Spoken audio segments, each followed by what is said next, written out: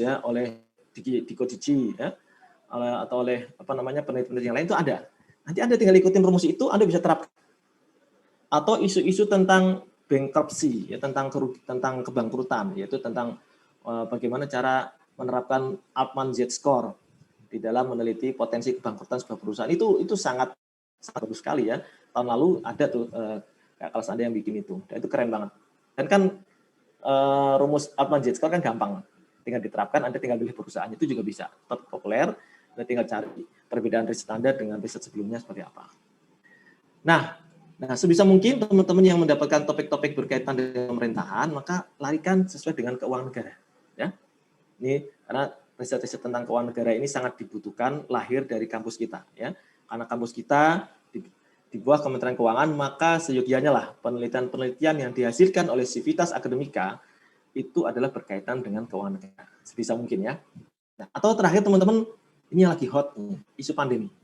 Nah, keren nih kalau teman-teman bisa bagaimana pelaporan keuangan UMKM bandingkan masa pandemi sekarang dengan laporan keuangan tahun sebelumnya. Apa yang berubah di sana? Apa berubah volume penjualan kah? Ya, apa berubah biayanya kah? Dan menarik di sana ya. Nanti Anda bisa lihat, misalkan nanti akan ada banyak perubahan dari sisi pengungkapan laporan keuangan. Anda bisa lihat laporan-laporan keuangan di Bursa Efek Indonesia di tahun 2020 ya, laporan keuangan interim ya, laporan keuangan triwulan 1, 2, 3, ini perbedaannya nanti gimana?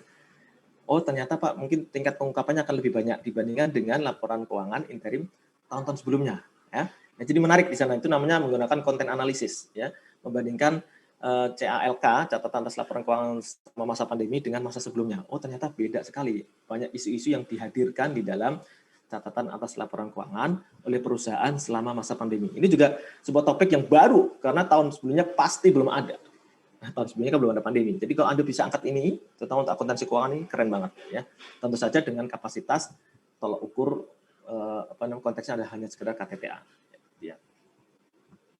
Nah, ini sebagai gambaran buat teman-teman ya, topik detail. Sebagian sudah saya jelaskan tadi ya, bagaimana kita coba memilih topik-topik ya. Ini hanya contoh aja ya, teman-teman semua ya.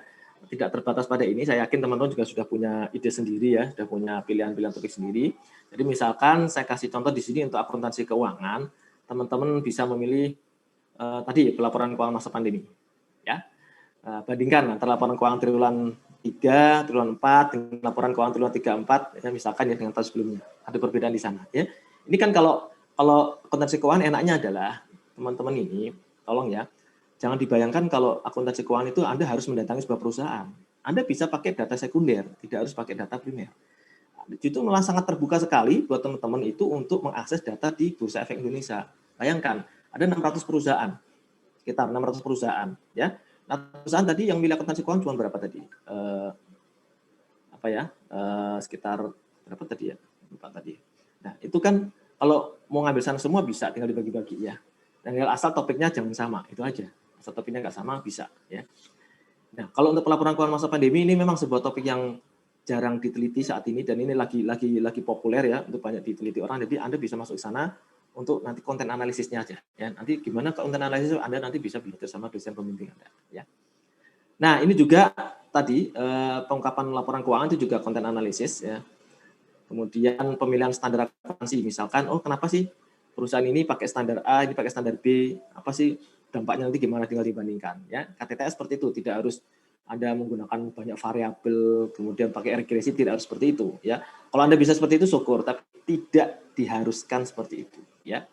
Kemudian tadi saya bicara kualitas laba, berarti kualitas laba tadi ada hubungannya dengan manajemen laba ya. Nanti potensi kebangkrutan, Altman Z-score. Nah, ini yang lagi menarik juga sustainability reporting. Ini laporan keberlanjutan yang mulai diwajibkan untuk perusahaan-perusahaan di Indonesia. Ini mulai dilanjutkan di tahun ini ya, di tahun 2020 mulai diwajibkan. Kalau nggak salah mungkin sejak tahun lalu sudah diwajibkan ya. Nah, ini menarik, ini belum banyak yang mengupas tentang sustainability reporting. Nanti dilihat apanya Pak? Dilihat dari sisi kepatuhan perusahaan itu untuk mengungkapkan ya item-item apa saja yang dilaporkan di dalam sustainability reporting. Anda bandingkan dengan standarnya, ini ada ya.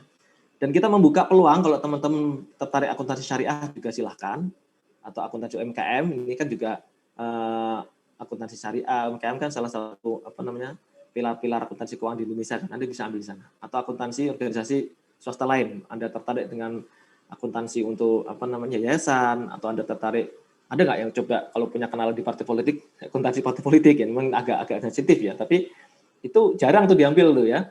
Kalau yang punya kenalan ya itu organisasi seperti di LSM segala macam tuh ambil itu sebagai sebuah pilihan-pilihan topik Anda. Nah, ini untuk akuntansi keuangan ya. Ini contoh-contoh saja ya.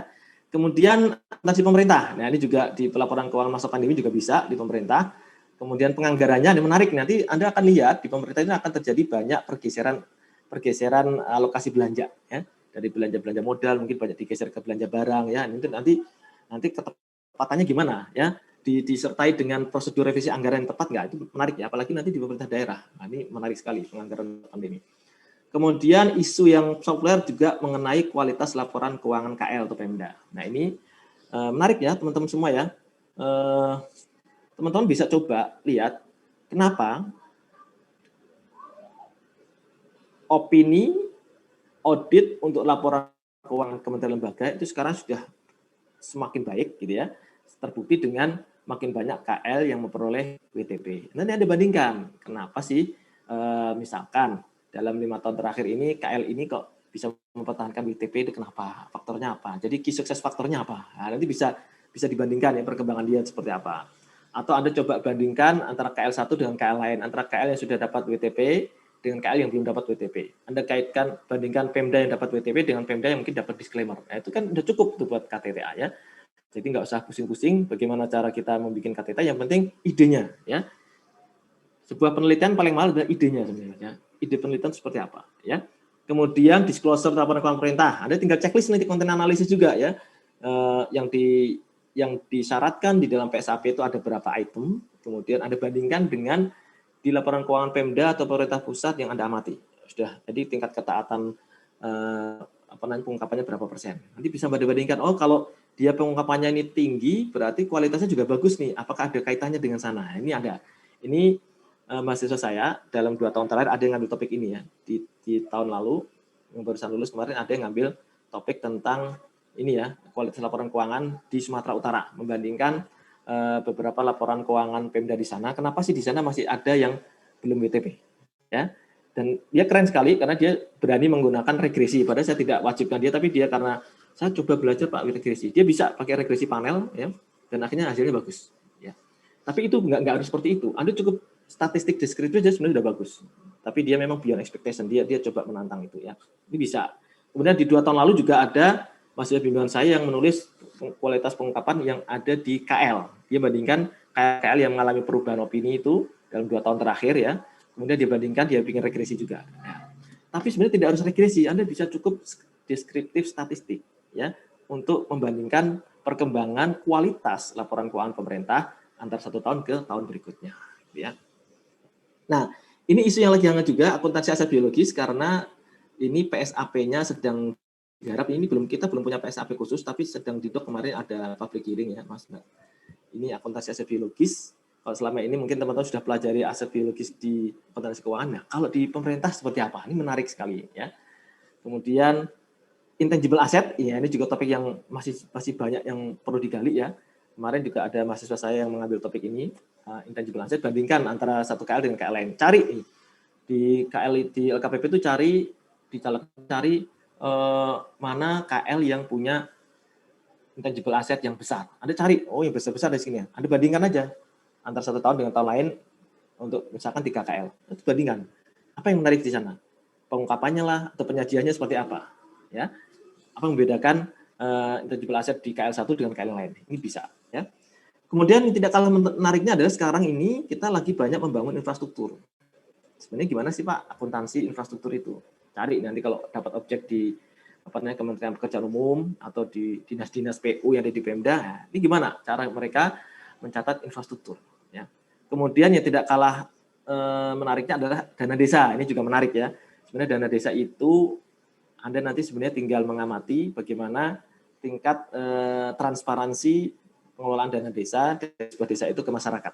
Atau Anda bisa bikin kuesioner kecil-kecilan ya ke masyarakat, meminta pendapat mereka bagaimana pendapat mereka tentang transparansi desa yang ditempati itu, bagaimana mereka mendisclose informasi-informasi terkait dengan dana desa. Ini bisa. Ya, dan ini ada juga mahasiswa saya yang ngambil topik tentang transparansi dana desa melalui metode kuesioner, ada juga ya.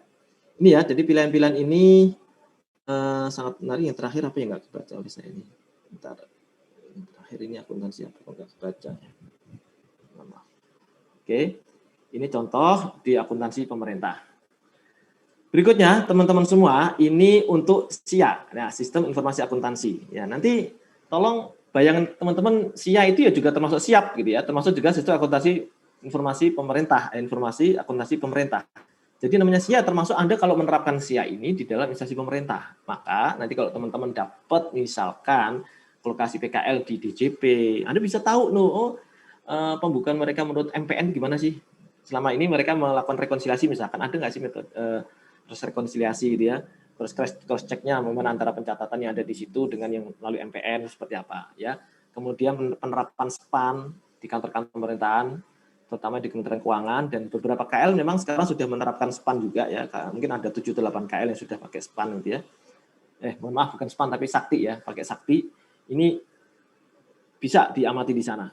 Kemudian kalau teman-teman dapat instansi KL yang mengelola PNBP, Anda bisa lihat bagaimana pemanfaatan simponi. Jadi misalkan pemanfaatan simponi dalam proses perencanaan. Itu kan dikaitkan ya, SIA dikaitkan dengan apa, SIA dikaitkan dengan apa. Jadi menarik di sana ya. Tidak hanya melulu mengenai prosedur, flowchart yang ada di swasta, tapi ini bisa Anda pakai di pemerintahan. Kemudian tidak kalah serunya ada teman-teman nanti bisa loh, kalau dapat Pemda, nanti bisa amati bagaimana Pemda-Pemda itu menggunakan SIKD, Sistem Informasi Keuangan Daerah. Ya. Tahun lalu saya diajak sama Pak Amri itu melakukan penelitian di Jogja dan Bali. Ya, ternyata kita mendapati itu beberapa Pemda di sana itu menghadapi persoalan adalah banyaknya aplikasi yang harus dia pakai. Ada aplikasi yang dari Kemendagri, ada aplikasi dari BPKP, ada juga aplikasi dikembangkan sendiri. Ya, ini kan menarik ini. Dari sistem informasi ini kan ada informasi yang terpisah-pisah nih. Bagaimana cara mereka mengintegrasikan? Ini Anda bisa pelajari di sana ya.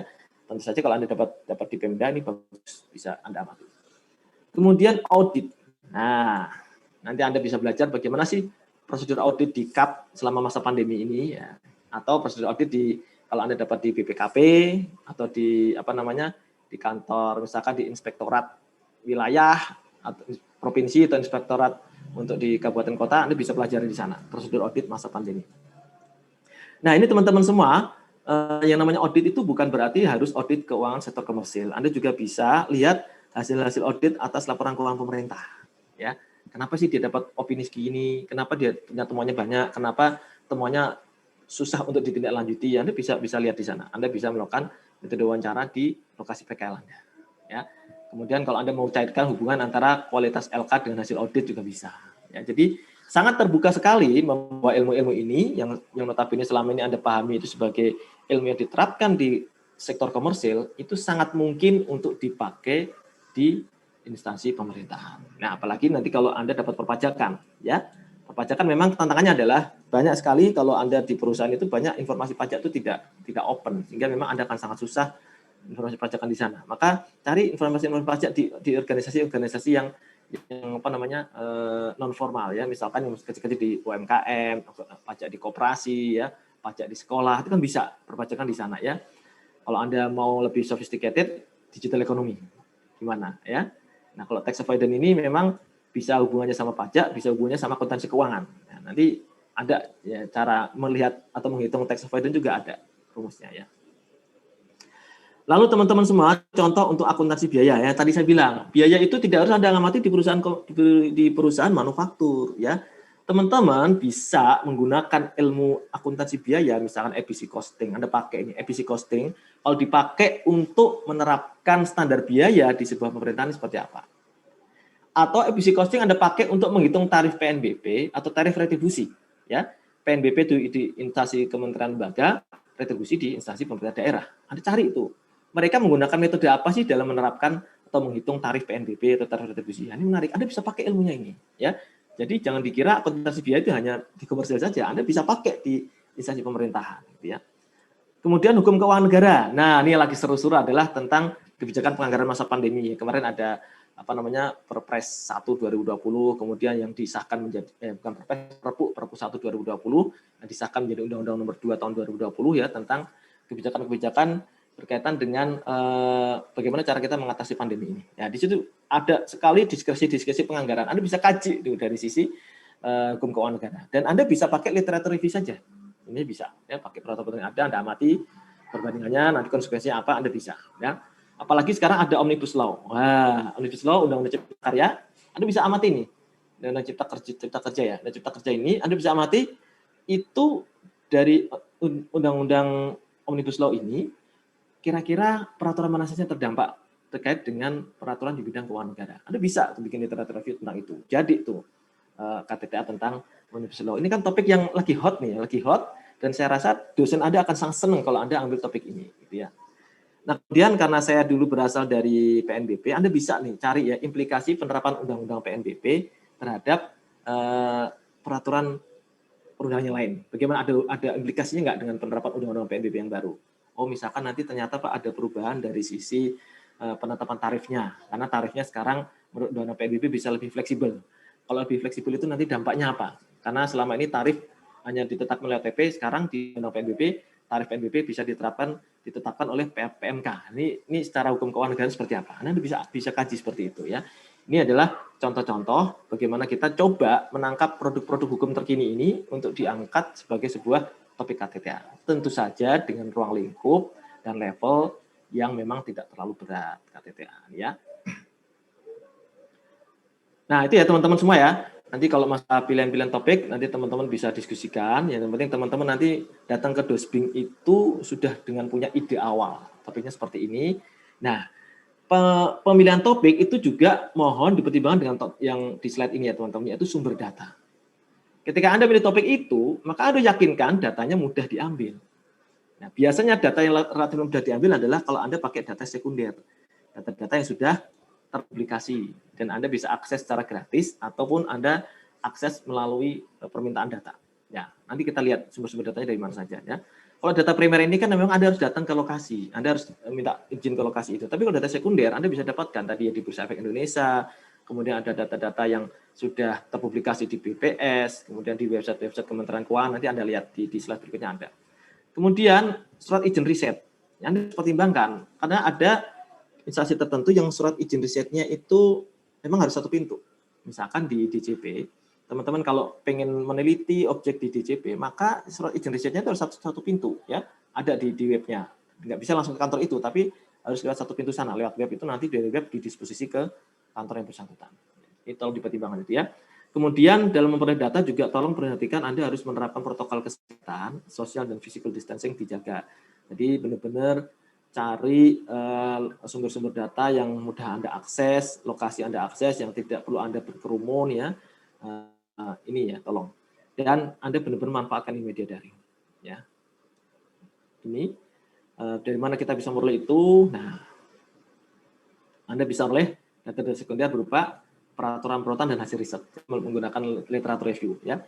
Tahun lalu juga bimbingan saya ada yang bikin literatur review. Jadi dia meneliti saya minta untuk membuat sebuah pemetaan perkembangan hasil penelitian di bidang akuntansi pemerintah. Jadi perkembangan hasil penelitian di bidang akuntansi pemerintah membandingkan paper-paper yang dipublish di jurnal JTEKEN-nya BPK dengan jurnal ITREF yang ada di DJPB, dibandingkan. Oh, berarti topik-topik yang sudah diambil banyak orang, topik ABC, berapa tulisan ya. Dia banding itu aja, nanti kira-kira dia bisa mencoba menebak kira-kira tahun berikutnya itu topik-topik yang belum digali topik apa. Udah sebenarnya sederhana itu aja ya. Saya izinkan seperti itu. Jadi karena kemarin kehabisan topik dia bingung, udah nih topik ini aja. Bisa literatur review seperti itu. Atau tadi lokasi PKL yang jelas, kemudian ini ya. Data on demand ini harus Anda perhatikan ya, karena kalau ini datanya tidak tersedia secara publik, memang Anda harus menggunakan surat izin tambahan dari kita. Ya. Maka saran saya adalah sebisa mungkin Anda gunakan open access data. Cari topik-topik penelitian yang datanya mudah Anda akses. Jadi ini penelitian yang baik, teman-teman. Penelitian yang baik adalah penelitian yang selesai. Ya. Anda boleh punya ide bagus, tapi kalau datanya susah diperoleh, nanti Anda kesulitan sendiri, ya. Jadi harus kita juga menurunkan ekspektasi kita. Kalau ternyata, oh, saya punya idealisme, punya topik seperti ini, tapi datanya kok susah sekali ya Pak. Berarti Anda harus pikirkan yang dengan ruang lingkup yang lebih sempit ya, supaya datanya bisa lebih mudah Anda peroleh gitu ya. Jadi tolong pertimbangan tadi ya, data-data yang sekunder itu lebih diutamakan, terutama di masa pandemi ini. Jadi Anda kalau dapat data sekunder kan Anda nggak perlu surat izin riset, ya nggak? Anda nggak perlu surat izin riset. Jadi Anda bisa langsung run data gitu loh ya, pakai statistik deskriptif segala macam gitu ya. Ini harapannya teman-teman tolong pertimbangan ini sebagai pemilihan topik Anda ya. Nah, ini beberapa sumber data yang bisa Anda akses ya. Ini mungkin teman-teman juga sudah tahu ya. Di Bursa Efek itu ini datanya bisa data laporan keuangan yang triwulanan, tahunan juga ada, bentuknya Excel ada, bentuknya PDF juga ada, harga-harga saham juga ada. Kalau Anda yang ingin menghubungkan laporan keuangan dengan harga saham, ya menarik ya. Silakan aja tuh, bagus ya. Datanya sangat tersedia. Kemudian di Ditjen Perimbangan Keuangan juga banyak ini data-data realisasi APBD, ini banyak sekali. Kalau Anda ingin mengamati perkembangan realisasi APBD, kemudian dana perimbangan, yang ada di sana semua. Kemudian DJA, kalau pengen mengetahui realisasi anggaran belanja, realisasi APBN di pusat maupun di tiap KL ada di sini ya. Kemudian di DJPB juga, ini DJA sama DJPB datanya mirip-mirip ya. Tapi kalau data di sana juga ada data LKPP, LKBUN, ya. Realisasi APBN, ya. Nah, BPK, ini menarik ya.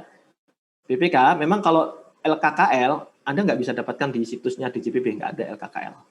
LKKL adanya di sini. Ya, tapi memang harus pakai surat. Tapi enaknya BPK gini, nanti cukup surat pengantar dari kampus, terus kalau saya dulu minta surat dari kampus, saya bikin surat dari kampus, kemudian mengupload KTP dan surat itu, kemudian dalam waktu 1 minggu kemudian saya diantar data. Saya dulu minta data laporan keuangan berupa LKPD dan LKKL dari tahun 2012 sampai 2018. Jadi saya punya data banyak itu ya. Nah, teman-teman juga bisa dengan cara yang sama minta kalau memang tertarik dengan topik penelitian untuk LKPD, Anda bisa minta ke sini. Suratnya nggak perlu datang ke BPK ya. Upload sini Anda akan dikirimin data. Dikirimin CD nanti kalau yang data diminta banyak bentuknya CD. Karena dulu saya memang datanya banyak sekali ya. Jadi pakai CD-nya banyak. Tapi mungkin kalau yang diminta Anda nggak banyak bisa langsung lihat email. Jadi ini sangat terbuka ya, dan BPK ini melayani ini sangat prima. Saya senang sekali, saya sangat puas mendapat 2 kali meminta data ke sini, sangat puas ya. Responnya cepat dan gratis. Jadi Anda tidak perlu datang ke objek, cukup upload surat, dan kalau mungkin mahasiswa KTM ya, kalau saya dulu KTP, mungkin KTM, kalau diminta KTP silahkan ya. Ini bisa Anda pertimbangkan kalau yang dapat topik akuntansi pemerintah. Ya, tentu saja banyak sekali sumber-sumber data yang lain, nanti bisa saling tukar informasi ya antar mahasiswa, dan nanti juga bisa minta pertimbangan dari dosen pembimbing Anda.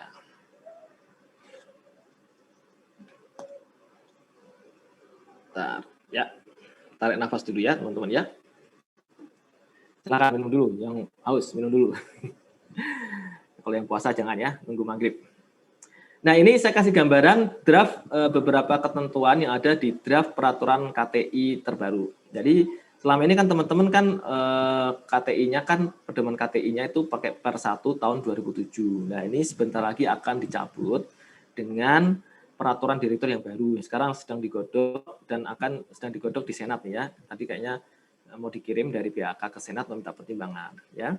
Beberapa muatan yang bisa saya sampaikan di sini ya, substansi yang diatur di sana adalah bahwasanya kita tahu KTTA itu tahapan-tahapannya secara umum ada 4 ini ya, dari mulai penyusunan proposal, mengambil data, kemudian nulis hasilnya, dan ada penilaian KTTA. Ya, ini secara umum seperti ini tahapannya ya di konsep Perdir KTI. Nah, untuk penyusunan proposal, maka teman-teman memang karena ini kelas online, maka bimbingannya pun via daring ya. Apalagi ini tersebar di mana-mana kan, nggak mungkin Anda bisa ketemu dosen pembimbing Anda ya.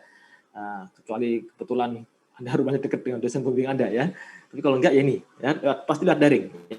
Kemudian persetujuannya juga bisa menggunakan tanda tangan digital. Jadi tidak harus tanda tangan basah yang seperti kemarin ya waktu KTTA itu yang terakhir-terakhir kan kita dosen pembimbing harus tanda tangan basah kirim ke kampus, enggak. Nanti bisa tanda tangan digital, ya sudah keluar pengumuman dari Pak Direktur ya. Kemudian Anda harus melakukan bimbingan kalau di draft itu minimal 2 kali untuk proposal ya, dan mengisi routing slip. Ini kalau ketentuan ini mungkin sama ya dengan per 1 tahun 2007 ya. Tapi mengenai persetujuan dengan daring ini kan dengan tanda tangan digital kan baru sekarang ada. Nah ini teman-teman, selama ngambil data dan nyusun KTTA, tolong diingat bahwasanya sekarang ketentuannya bukan halaman. Ya, ketentuannya bukan halaman. Kita usulkan ketentuannya adalah jumlah kata. Ya, jumlah kata KTTA adalah minimal 3.000, maksimal 15.000 kata. Pak, ngitung katanya gimana? Nggak usah dihitung ya. Di Word otomatis di bawah ada tulisannya ada berapa words yang sudah ada, berapa kata yang sudah terhitung di situ ya. Jadi ini kalau 3.000 kata itu ini sekitar kalau 1,5 spasi sekitar 10 halaman sebenarnya ya. 15.000 kata berarti sekitar 45 halaman. Ya sebenarnya kan sedikit ya sebenarnya ya. Tapi kenyataannya memang mahasiswa ini kalau sudah lagi rajin nanti ada aja tuh bikin KTT sampai 100 halaman. Ini karena saking berapi-apinya. Tadi sebenarnya kita nggak mau ya Anda nulis banyak-banyak, tapi kalau isinya kemana-mana ya ambiar nggak usah ya. Anda nulis sedikit mudah dipahami, it's okay gitu ya. Nggak usah banyak-banyak ya. Jadi kita usulkan di peraturan yang terbaru itu penulisan KTT-nya 3.000 sampai 15.000 kata ya.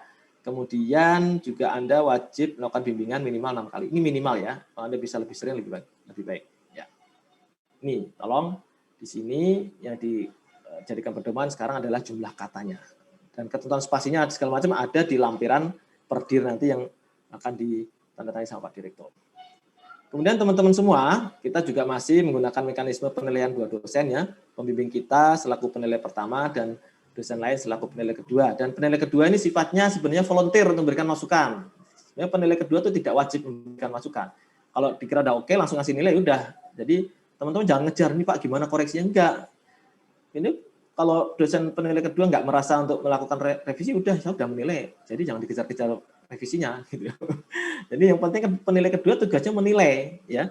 Mengenai masukan hanya option aja, dia nggak harus ngasih masukan. Ya, nggak harus ngasih masukan. Kalau memang dilihat ada substansi di KTT itu yang memang perlu diluruskan ya dia akan kasih masukan. Kalau enggak. Ya, karena tugas dia sebenarnya menilai, memberikan perimbangan antara penilaian dari dosen pembimbing yang mungkin banyak subjektivitasnya ya, karena memang kan kalau dosen pembimbing seperti saya nih, kalau dosen pembimbing ke anak buahnya kan biasanya nilainya lebih generous ya. Misalkan saya dengan mahasiswa saya akan lebih generous karena saya tahu prosesnya. Kecuali kalau mahasiswa ini agak bandel ya, bimbing jarang gitu, jarang ketemu, tahu-tahu nyerahin ke TTA ini nilainya mungkin agak beda dengan anak-anak yang terpantau secara dini progresnya. Ya, biasanya kalau dosen pembimbing itu akan lebih generis, lebih murah hati untuk memberikan penilaian. Nah, untuk itulah dikasih perimbangan dengan penilai kedua supaya tingkat objektivitasnya lebih tinggi gitu ya. Oke.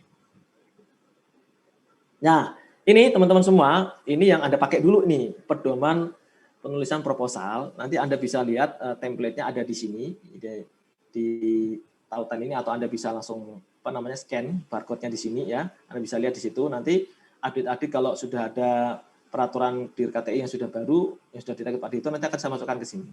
Tapi karena sekarang belum diteken, saya akan belum berani nge-share peraturan, dan saya hanya menyampaikan substansi-substansi pokok yang diatur di dalam perdir itu ya. Nah, ini proposal intinya terdiri dari ini ya. Ada halaman judul, persetujuan, daftar isi. Nah, di bagian tentang proposal isinya pertama adalah latar belakang. Biasanya teman-teman kesulitan di sini, bagaimana menulis latar belakang. Latar belakangnya jangan terlalu ke belakang, tapi juga jangan terlalu ke sini ya, kekinian. Jadi sehingga maksudnya kekinian dia terlalu pendek sehingga belum bisa ditangkap ya. Latar belakang isinya apa sih? Isinya adalah kita ingin tahu permasalahan yang membuat hati Anda tertarik, membuat pikiran Anda tertarik untuk meneliti masalah itu. Apa sih yang menarik? Ya. Jadi permasalahan itu timbul karena perbedaan antara teori dan praktek. Anda bisa lihat. Atau perbedaan antara harapan dengan kenyataan. Itu kan sudah sebuah fenomena. Di latar belakang itu ada namanya muncul fenomena. Fenomena itu apa? Perbedaan antara teori dan praktek. Perbedaan antara harapan dan kenyataan. Anda bisa lihat. Misalkan apa sih Pak latar belakang? Oh, Anda lihat nih. Loh, sekarang ini kan harusnya orang-orang yang gampangnya ya, orang-orang yang kaya harusnya dia bisa dong nyumbang negara dengan bayar pajak. Tapi kenapa sih banyak orang kaya yang tidak bayar pajak? Itu kan berarti fenomena. Nah, dari sisi ketaatan, oh berarti kenapa sih orang kaya banyak yang tidak bayar pajak? Oh bisa jadi karena sanksi pajaknya yang kurang tegas. Sehingga orang-orang kaya ini bisa sembunyi dari kewajiban dia bayar pajak. Itu kan fenomena. Atau Anda lihat sekarang fenomenanya kok banyak sekali Pak masa pandemi ini perusahaan-perusahaan yang tutup. Kenapa? Kenapa banyak perusahaan tutup? Kenapa banyak perusahaan yang tidak bisa bersaing? Oh, berarti jangan-jangan dia banyak mengandalkan apa? Mengandalkan sumber daya manusia. Dia banyak labor intensif, banyak sumber manusia, sehingga ketika sumber daya manusia ini harus social distancing, nah dia nggak bisa beroperasi. Ya, intinya kita coba mengamati ya antara teori dan praktek. Misalkan juga, loh Pak, ini di kualitas laporan keuangan KL kan sudah banyak yang WTP nih. Tapi kenapa masih banyak dijumpai temuan-temuan audit berkaitan dengan pengelolaan PNBP? Seolah-olah kok pengelolaan PNBP dari tahun ke tahun bermasalah, tapi kualitas laporan keuangannya secara umum menurut BPK kok tetap dapat WTP. Ini kenapa? Nah, Anda bisa angkat di sana ya. Atau Anda angkat kenapa sih masih banyak Pemda-Pemda yang belum dapat opini WTP? Itu sudah sebuah fenomena latar belakang ya. Kemudian di latar belakang juga Anda isi dengan membandingkan antara hasil-hasil penelitian terdahulu ya, penelitian tentang isu yang Anda amati itu misalkan dari penelitian sebelumnya ini masih belum sepakat untuk mengamati hubungan antara A dengan B ya, itu bisa, tapi tidak perlu dalam karena memang KTTA tidak diharapkan sedalam skripsi maupun se-complicated thesis dan disertasi. Yang penting Anda juga menangkap fenomena, Anda angkap bisa identifikasi masalahnya apa, dan dari KTTA ini Anda mencoba menghadirkan apa, sebuah karya apa yang bisa diharapkan menyelesaikan masalah itu ya. Maka di sini nanti ada rumusan masalah.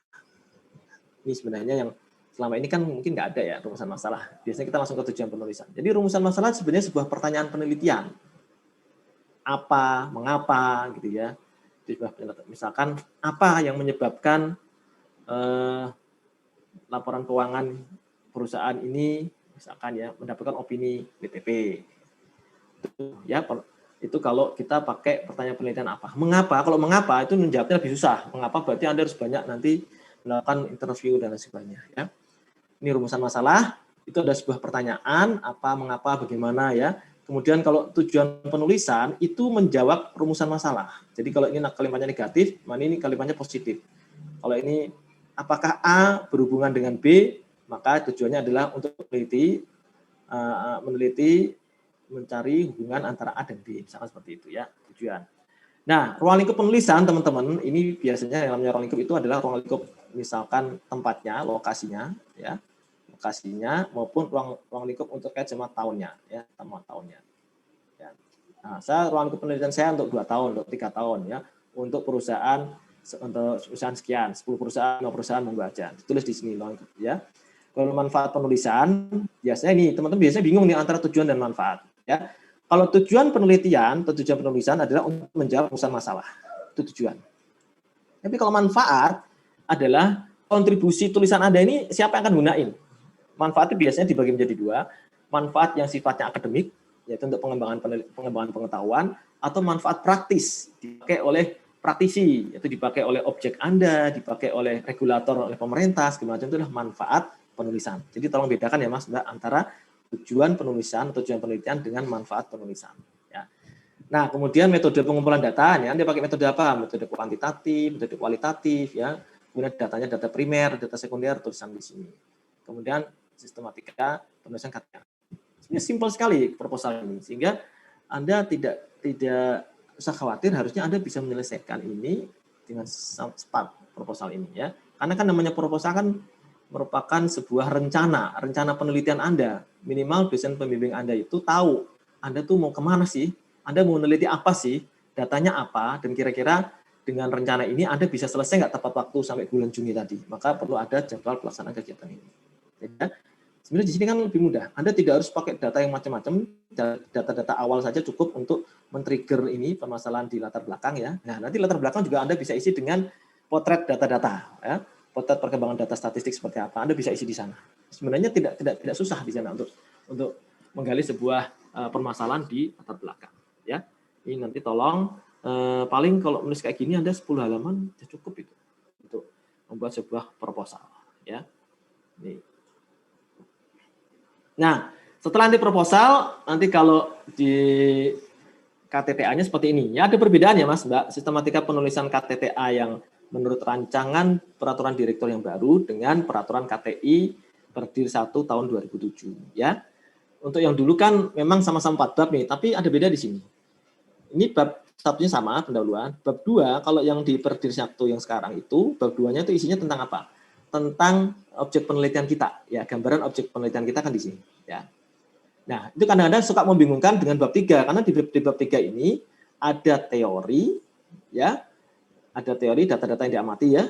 Ada teori, ini data yang diamati, ini ada teori, kemudian juga ada pembahasan, suka ketukar-tukar antara data yang ada di bab 2 dengan data yang dipakai di bab 3. Oleh karena itu, kita usulkan bab 2 ini fokus ke landasan teori.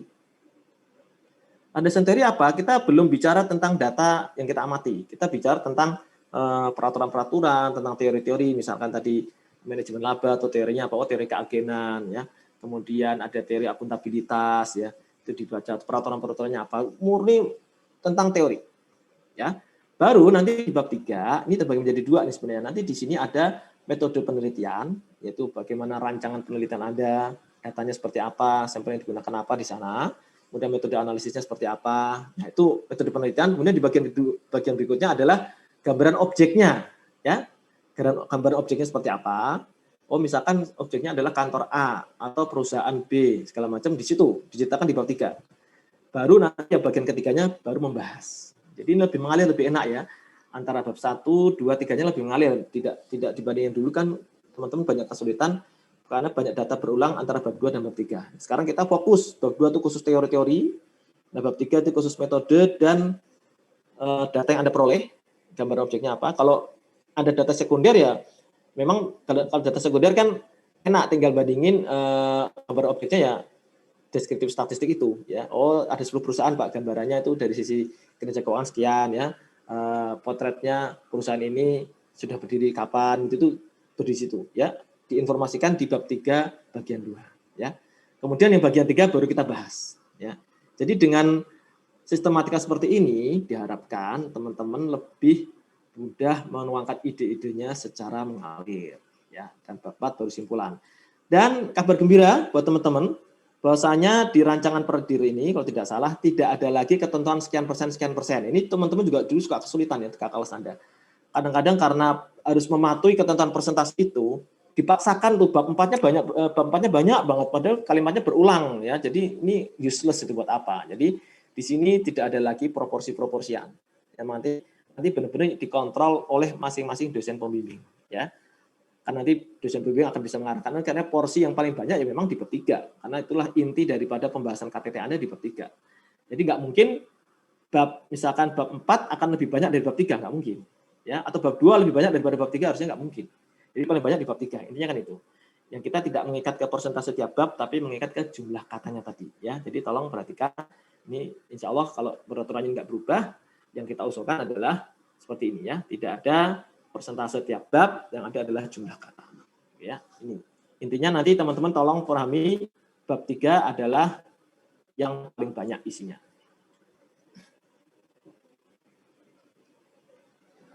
Nah, ini kita sekarang bicara pahitnya ya Mas Mbak. Mohon ini tidak terjadi ke teman-teman semua, ya. Kalau teman-teman mengalami keterlambatan nanti gimana.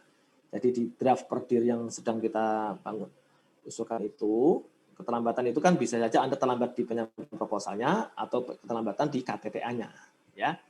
Ketika terlambat, maka Anda harus menyusun surat permohonan keterlambatan kepada direktur, ya. Surat permohonan ke Pak Direktur, kemudian Pak Direktur ini akan mendisposisi ke Kaprodi. Nah, Kaprodi misalkan di kita nih, di saya, maka saya harus menelaah surat permohonan itu, meneliti benar nggak ini kesalahan itu bukan karena kesalahan mahasiswa. Nanti kita akan minta konsultasi dengan dosen pembimbing Anda, apakah keterlambatan ini disengaja atau tidak, ada unsur kelalaian atau tidak. Nah, kalau tidak, maka mungkin bisa kita terima sehingga Anda bisa lanjut ke KTTA. Tapi kalau misalkan surat permohonan Anda menurut rekomendasi saya tidak saya pertimbangkan, maka saya tolak, maka mohon maaf Anda akan angkat koper dari kampus. Kayak jangan sampai Anda terlambat, ya. Demikian juga ketika KTTA, kalau mengalami keterlambatan, nah, Anda harus bikin surat permohonan ke direktur, nanti direktur minta kita dari Kaprodi membuat pertimbangan. Nah, kalau ditolak, Anda harus nggak bisa lulus. Tapi kalau diterima, karena Anda terlambat, maka nilai maksimalnya adalah 79,9 yang kita usulkan. Jadi untuk memberikan punishment buat mahasiswa yang terlambat, nilai maksimalnya adalah 79,9. Ya. Oke, baik.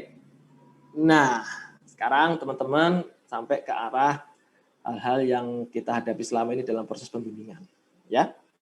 Jadi teman-teman mohon nanti ketika ketemu dosen pembimbing yang pertama kali, teman-teman harus sudah punya ide topiknya. Jangan sampai ketemu dosen pembimbing, Anda ditanya topiknya apa, udah bingung. Apa soal topiknya masih bingung nih Pak? Jangan ya. Nanti itu juga membuat susah dosen pembimbing Anda dan menyusahkan Anda sendiri. Tolong Anda sudah punya topik dulu. Tadi udah saya kasih contoh-contoh topik tadi ya. Anda bisa kembangkan lebih lanjut ya. Kemudian, nah ini ya Mbak, teknik penulisan ini ya PR kita selama ini. Teman-teman semua, sahabat akuntansi, yang namanya penelitian itu kan berasal dari kata teliti. Sehingga Anda memang harus teliti dalam banyak hal. Baik teliti dalam Anda mengambil data, teliti Anda dalam menulis laporannya, teliti dalam Anda menggunakan kata-kata yang sesuai dengan pedoman umum bahasa Indonesia, ya. Itu harus cermat, ya. Namanya juga penelitian, jadi harus benar-benar teliti. Ya, kemarin tuh banyak sekali kita jumpai teman-teman itu menulis kalimat itu tidak efektif. Ini menyusahkan dosen pembimbing Anda untuk membaca. Terus terang, saya tuh paling gemes kalau ada kalimat itu lebih dari 3 baris. Jadi satu kalimat 3 baris itu udah orang baca udah ngos-ngosan banget ya teman-teman ya. Tolong. Ini maksimal satu kalimat itu 3 baris deh. Maksimal itu. Syukur Anda bisa 2 baris setiap satu kalimat. Saya sering jumpai ada satu kalimat itu sampai 7 sampai 10 baris, bayangkan. Ini kan kalau dibaca kan juga nggak enak, orang bacanya kan juga ngos-ngosan.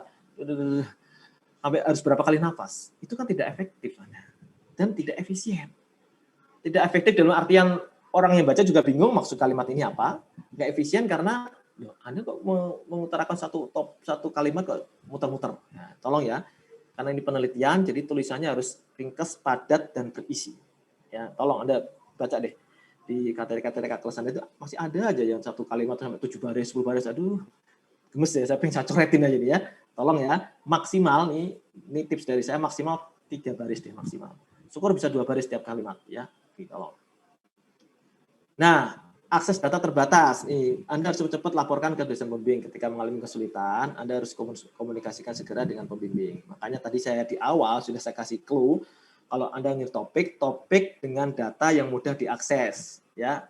Data-data sekunder itu lebih mudah buat Anda saat ini di masa pandemi dibanding dengan data-data primer. Karena Anda tidak perlu izin riset, tidak Anda perlu mendatangi lokasi, maka tolong pertimbangkan data-data yang sudah dipublikasikan, ya.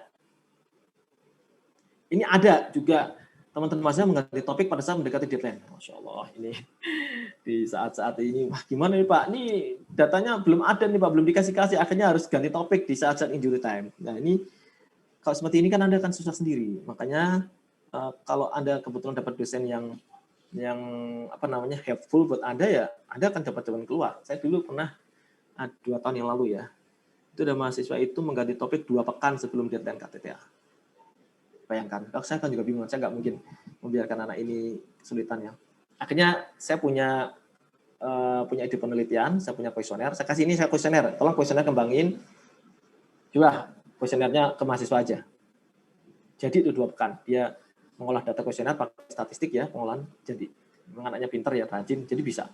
Nah, itu, tapi kan tidak semua dosen well prepare dengan data-data itu ya. Jadi tolong Anda jangan sampai mengganti topik mendekati deadline karena menyusahkan Anda dan menyusahkan dosen pembimbing Anda ya. Nah, ini juga mahasiswa kadang-kadang pakai ilmu kebatinan nih. Kebatinan. Jadi konsultasinya dianggap udah ilmu kebatinan aja. Nggak pernah konsultasi, nggak pernah kasih tahu dosen pembimbing gitu ya. Hilang, apalagi dengan alasan PKL. Saya kasih tahu teman-teman, emang apa yang menghalangi Anda ketika PKL menulis KTTA? Apa coba yang menghalangi Anda? Apalagi nanti di beberapa instansi Anda harus work from home, kerjanya di rumah, kan sama aja. Anda bisa nyambi kerjaan, nyambi KTTA. Jadi tolong ketika PKL, progres dari KTTA Anda juga ada. Nanti terutama yang saya bimbing nanti ya, saya harus minta selama PKL pun ada progresnya. Karena Anda bisa kok ngatur waktu itu ya. Ini teman-teman gitu, ada PKL 2 bulan, progresnya 0%. Setelah itu baru dia bikin. Padahal ketika dia bikin KTTA selesai PKL kan sudah sambil kuliah. Anda lebih susah lagi ketika kuliah ada ngatur waktu untuk belajar, untuk kuis, ngerjain tugas, Anda lebih repot lagi. Justru ketika PKL itu adalah saat ideal Anda untuk menyicil KTTA. Syukur-syukur KTTA-nya ada tentang objek PKL Anda. Nah, gitu ya, tolong ya. Jangan pakai ilmu kebatian. Kalau ada permasalahan nggak pernah ngomong sama dosen pembimbing, tahu-tahu minggu terakhir baru ngomong, Pak, ini minta persetujuan loh. Where have you been? Kemana aja nih kalau ini? Ini kalau ketemu dosen saklek Anda nggak mau diteken KTTA Anda, ya. Jadi tolong ya, kalau ada kesulitan cepat-cepat konsultasi ke dosen pembimbing Anda. Nih, ini juga kita sadari ada dosen yang sulit dihubungi. Ini Pak, saya hubungi susah, ketika dihubungi juga dibaca doang, nggak dibalas-balas. Kalau untuk teman-teman mengalami kendala seperti itu, tolong bisa kasih tahu dulu stepnya ya, kasih tahu dulu ke dosen PA Anda, ya. Nanti kalau belum solve juga, Anda bisa hubungi saya. Ada beberapa masalah tahun kemarin itu yang dosen susah dihubungi, akhirnya saya hubungi langsung, akhirnya bisa clear ya. Jadi tolong ketika Anda mengalami itu, Anda cepat-cepat lapor ke dosen PA, baru nanti kalau masih belum juga nanti ke saya ya. Nah, ini juga kemarin ada yang terlambat nyerahin KTTA karena memang ini salah satu penyebabnya dosen sulit dihubungi ketika sudah submit minta persetujuan tapi dosennya nggak ada reaksi apa-apa. Nah, ini bingung juga ya. Tolong ini komunikasi ini jangan kasih tahu ke Kaprodi pada hari hanya. Jadi kalau bisa beberapa hari sebelumnya sudah kasih tahu ke saya. Dulu pernah dia itu ngasih tahu saya baru siangnya, deadline-nya hari Jumat, dia cuma siang baru ngasih tahu, Pak, ini dosen ini belum taken tuh. Gimana saya kan harus ngejar Bapak ini di hari itu kan susah, saya pun berkali-kali nggak diangkat, akhirnya terlambat. Akhirnya diproses lama kan, harus dicari dulu penyebabnya apa, baru akhirnya bisa dinilai setelah menunggu proses ini lama banget. Ya, jadi tolong jangan sampai Anda terlambat menyerahkan KTTA. Ya. Nah, ini penilaian juga nanti ini sebenarnya lebih banyak debatable-nya ke arah desain ya. Desain penilai 1 dan 2 biasanya beda pendapat antara apakah saya menilai setelah mahasiswa ini merevisi atau menilai apa adanya.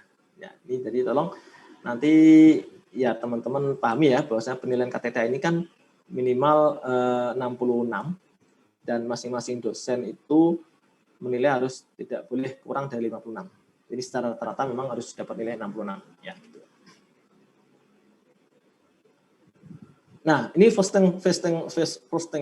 ya, teman-teman tolong yang pertama kali Anda harus cepat membentuk grup di media daring ya, bikin grup, kemudian menunjuk ketua kelompoknya dan segera menghubungi Dosbing. Nanti yang belum punya kontaknya bisa nanti akan di-share ya sama Mas Sigit sama Mas Rafid ya, nomor HP dari dosen-dosen pembimbing Anda dan tolong segera menyiapkan topik KTTA. Ya, demikian pemaparan dari saya. Nggak terasa sudah 16.40 ya.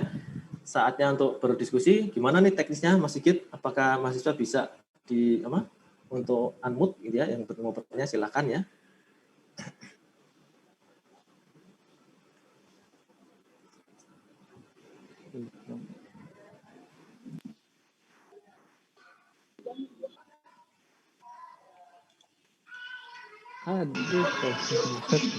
Yes.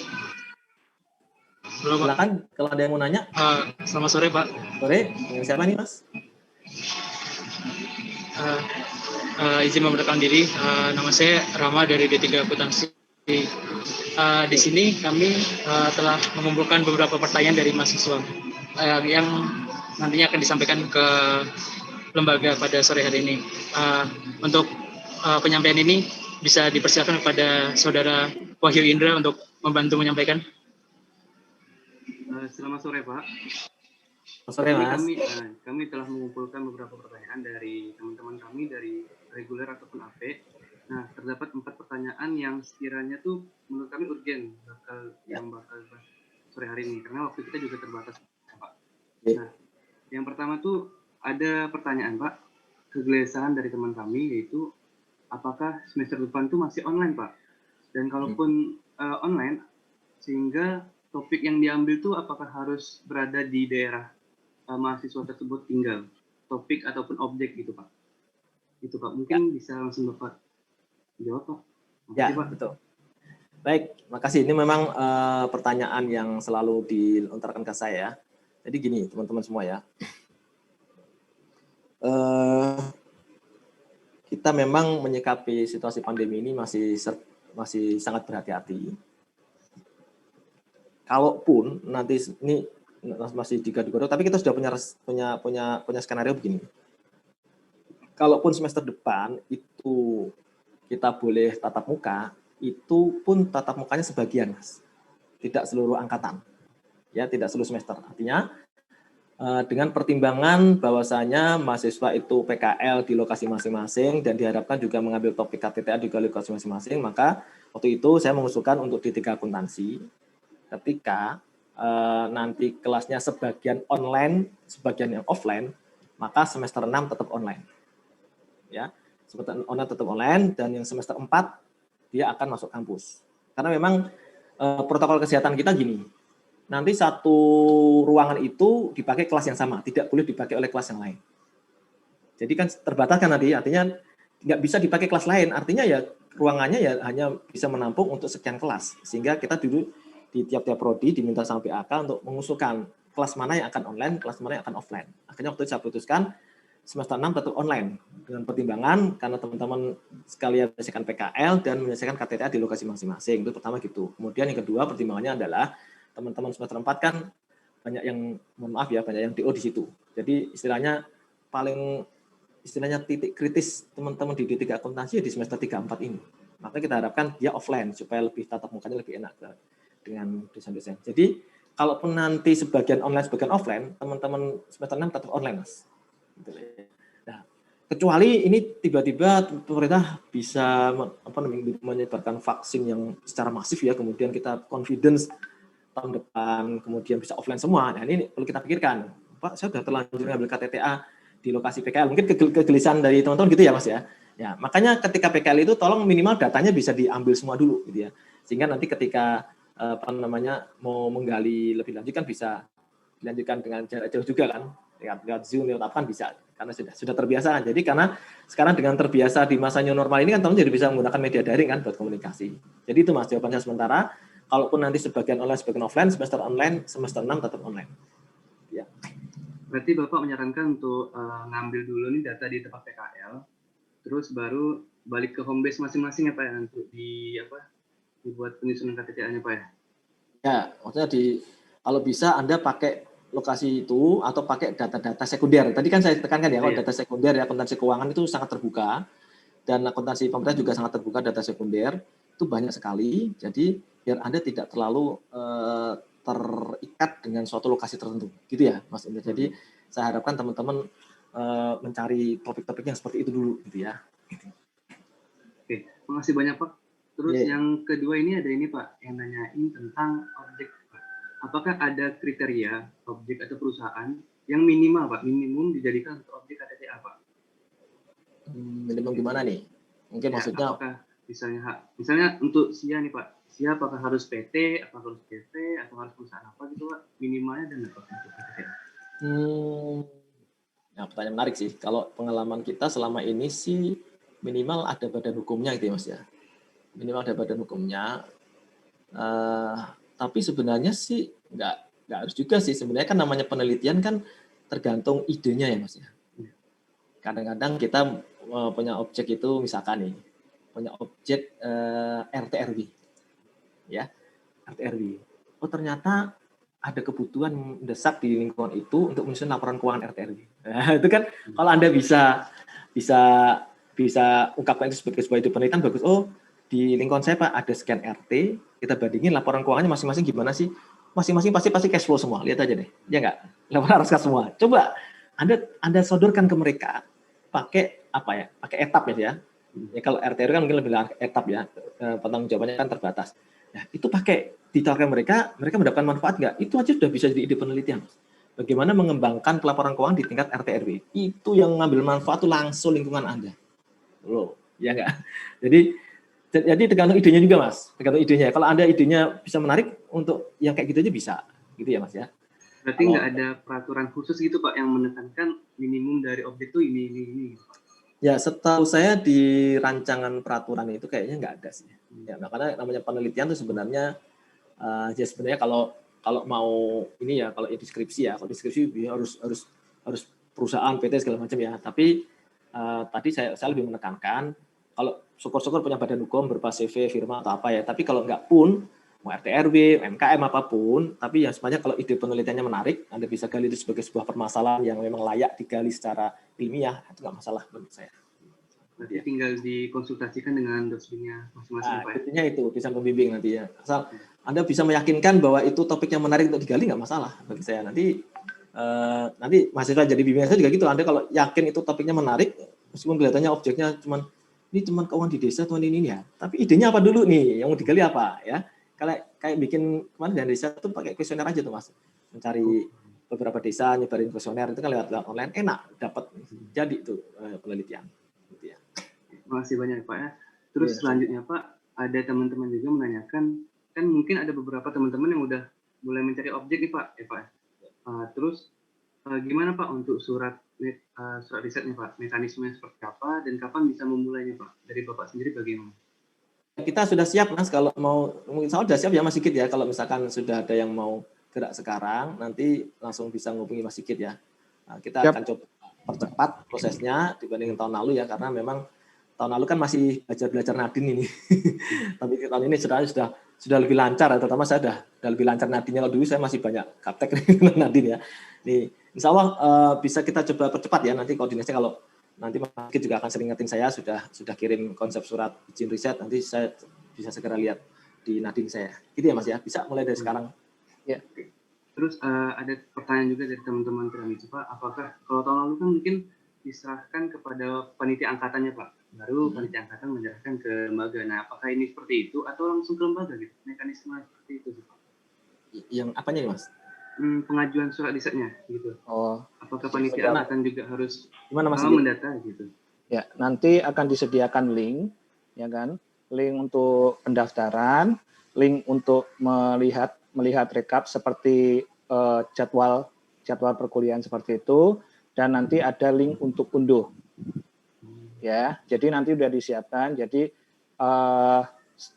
dibantu juga mungkin dari teman-teman di Ramisum, mungkin bisa mengecek juga dari datanya mana yang belum, mana yang sudah. Tapi nanti saya sediakan link, nanti kalian bisa mengajukan permintaan surat, melihat surat apakah sudah terproses atau belum, atau tertolak karena tidak sesuai tujuan, dan link untuk unduh, gitu ya.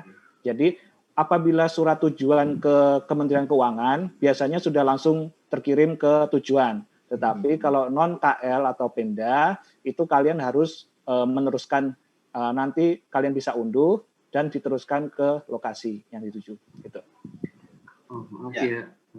Itu kalau sesama Kementerian Keuangan sekarang enak Mas. Misalkan surat diteken sama kita, udah langsung terkirim ke Nadine mereka masing-masing ke Kementerian Keuangan kan ya. Tapi kalau di luar Kementerian Keuangan harus kita Anda download, Anda kirim email atau Anda kirim WA ke PIC yang ada di sana, gitu ya. Intinya teman-teman harus rajin-rajin lah nengok-nengok link itu ya. Terima kasih banyak Pak. Terus untuk selanjutnya ini Pak, ada tentang plagiarisme Pak. Nah, tadi Bapak memaparkan bahwa ada batasnya tuh 50% Pak ya, maksimal ya. Nah, kemarin kita usulkan 50%. Saya nggak tahu, saya belum cek lagi tadi kayaknya di mungkin lihat di ini peraturan tentang plagiarisme ada Perpres nomor 4 tahun 2020 Mas. Itu kami tuh kayak gelisah gitu Pak. Apakah dari kampus tuh menyediakan platform yang untuk mengecek plagiarisme atau kami harus menyediakan sendiri seperti itu? Kita ada Turnitin, kita sudah punya Turnitin. Jadi nanti tinggal menghubungi perpustakaan Mas. Ya. Itu kan nanti mekanisme setelah nyusun ke TTA ya, sebelum Anda nanti submit ya. Mungkin sebelum persetujuan akhir dari Dusbing, Anda yakinkan Anda sudah uji Turnitin sekian persen ya, biar Dusbingnya yakin gitu ya. Gitu. Kalau untuk proposal ini belum Turnitin. Oh, berarti udah disediakan oleh pihak kampus untuk Turnitinnya Pak ya? Ya. Itu berarti bisa diakses seluruh mahasiswa Pak untuk. Nah, jadi nanti kita tanya mekanisme seperti apa ya. Kalau untuk Mas selama ini sih yang skripsi kemarin sudah pakai Turnitin semua Mas. Oh, gitu. Berarti untuk proposalnya emang belum Pak ya kira-kira Pak ya? Belum, proposal belum Turnitin ya. Terima kasih banyak Pak. Mungkin pertanyaan yang kami kumpulkan tuh itu sih Pak yang mungkin bisa ditanyakan kepada teman-teman di sini langsung via Zoom. Mungkin ada teman-teman yang menanyakan langsung, mungkin bisa langsung raise hand ya teman-teman. Ya silakan teman-teman. Izin menambahkan juga Pak Puji. Gimana Mas Sigit?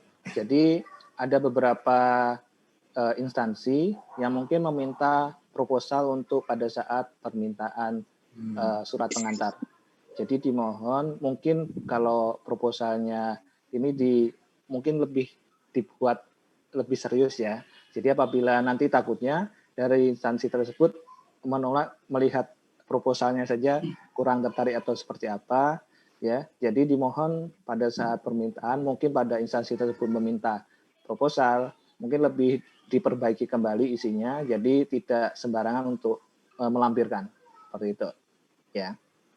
Aja. Ya, proposal itu rencana penelitian yang bukan harga mati ya Mas. Jadi teman-teman bisa sambil kembangkan. Karena proposal itu sebenarnya akan menjadi bab 1 nanti di KTT Anda. Ya enggak? Jadi proposal itu nanti intisarinya banyak masuk ke bab 1. Jadi kalau Anda memperbaiki mengembangkan proposal itu sama aja Anda memperbaiki bab 1 Anda nanti di KTT sehingga nanti proposalnya lebih sempurna, lebih bagus gitu ya. Silakan kalau mau ada pertanyaan lain lagi monggo. Izin Pak. Siapa nih? Selamat sore Pak. Izin nama saya Melki, saya dari D3 Akuntansi ada Program. Izin berpendapat Pak mengenai timeline pembuatan KTTA Pak.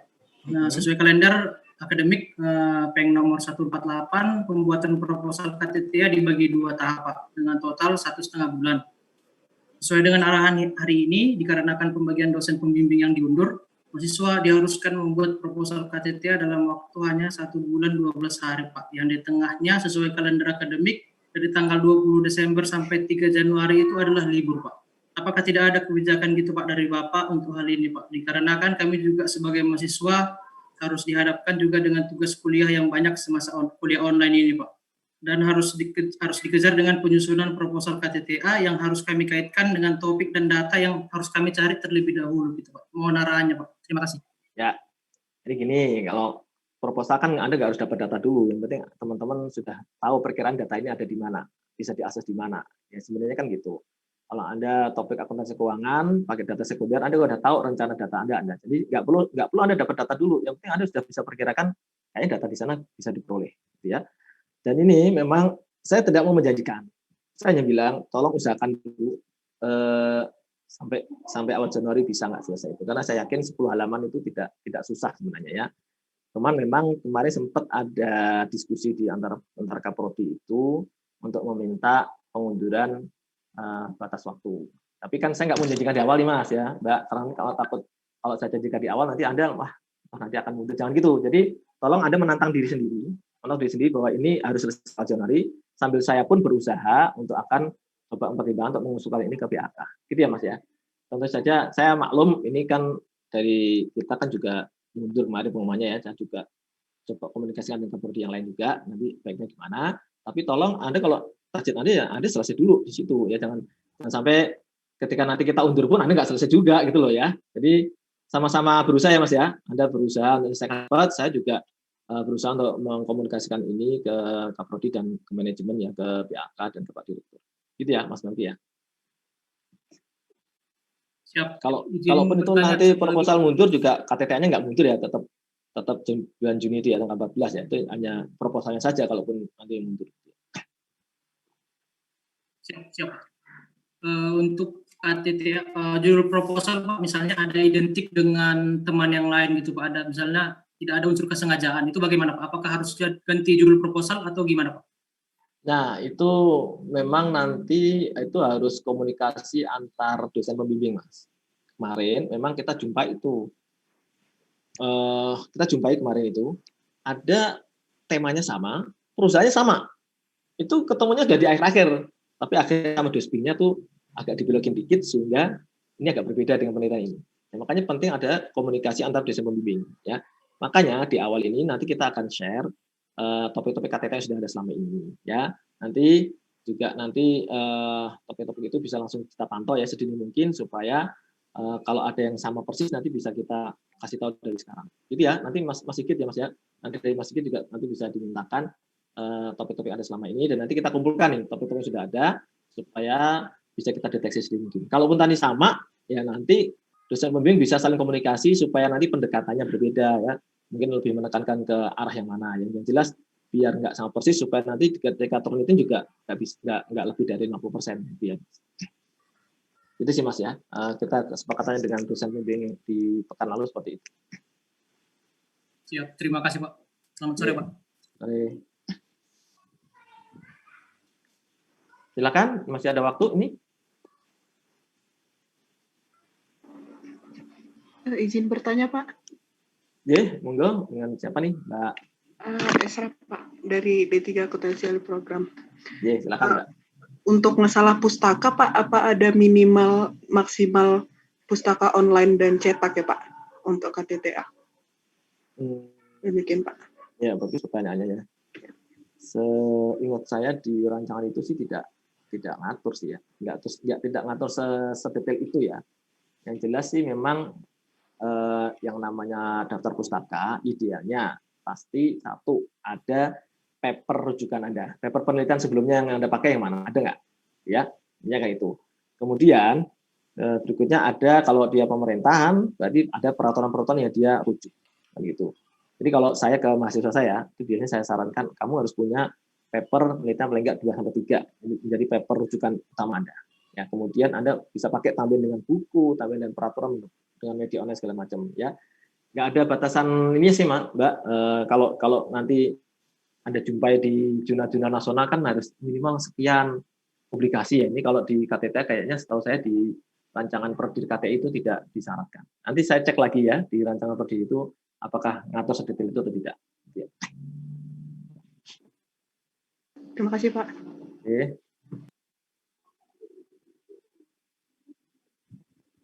Yuk silakan kalau masih ada.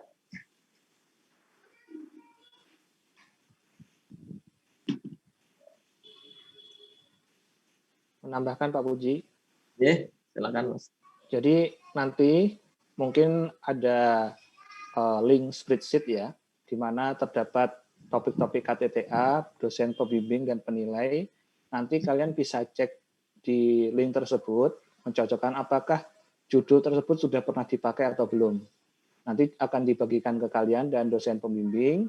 Nah nanti apabila kalian bisa diskusikan memang bahwa topik tersebut belum pernah diambil, atau kalian bisa memodifikasi atau menambahkan judul-judul KTTA kalian sehingga isinya bisa berbeda dari judul-judul yang sudah ada, seperti itu ya. Jadi kalau seumpama sudah pernah ada, mungkin kalian bisa menambahkan metode atau apapun yang mungkin bisa memberikan efek yang berbeda sehingga KTTA kalian bisa diterima, seperti itu. Kalau seumpama untuk soft copy KTTA, info yang saya dapat dari perpustakaan katanya masih akan disiapkan sistem, tapi saya belum tahu apakah dalam kedepannya sudah siap atau belum. Jadi kalian bisa mengakses soft copy KTTA dari tahun-tahun sebelumnya. Tapi info yang saya dapat masih belum selesai ya. Jadi saya nggak bisa meyakinkan apakah itu nanti tersedia atau tidak. Jadi yang apabila yang tersedia mungkin link untuk judul-judul KTTA tahun-tahun yang lalu yang bisa kalian akses untuk kalian lihat, seperti itu aja. Makasih Mas Sigit ya atas tambahan penjelasannya. Jadi kita coba sediakan informasi sebanyak-banyak buat teman-teman sebagai pertimbangan untuk memilih topik ya, supaya berkembanglah topik penelitian, tidak ada yang itu aja itu ya. Oke, ini sampai jam berapa Mas Sigit? Jam 5 sih Pak. Jam 5 ya, jam 5 lebih 1. Masih ada nggak? Satu deh, saya kasih satu kesempatan. Kalau masih ada yang mau bertanya. Izin bertanya Pak. Yo, silakan. Izin menggunakan izin bertanya terkait turnitin tadi Pak yang terkait KTTA. Itu nanti pengecekannya berarti sekali saja di akhir ya Pak, tidak bisa.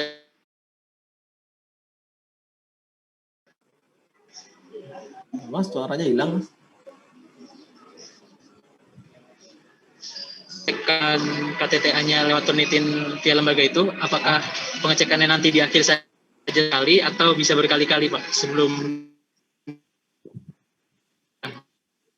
Ya, sebenarnya sih yang minimal sebelum disubmit ke Dosbing untuk persetujuan akhir, Anda sudah pernah turnitin. Kalau Anda mau berkali-kali nggak apa-apa juga, tapi kan sebenarnya kita pakai yang terakhir nanti kan, yang terakhir yang mau desain sama dosen pembimbing Anda kan minimal Anda sudah meyakinkan ke dosen pembimbing bahwa saya sudah memenuhi ketentuan daripada plagiarisme, yaitu di maksimal 50%, ya.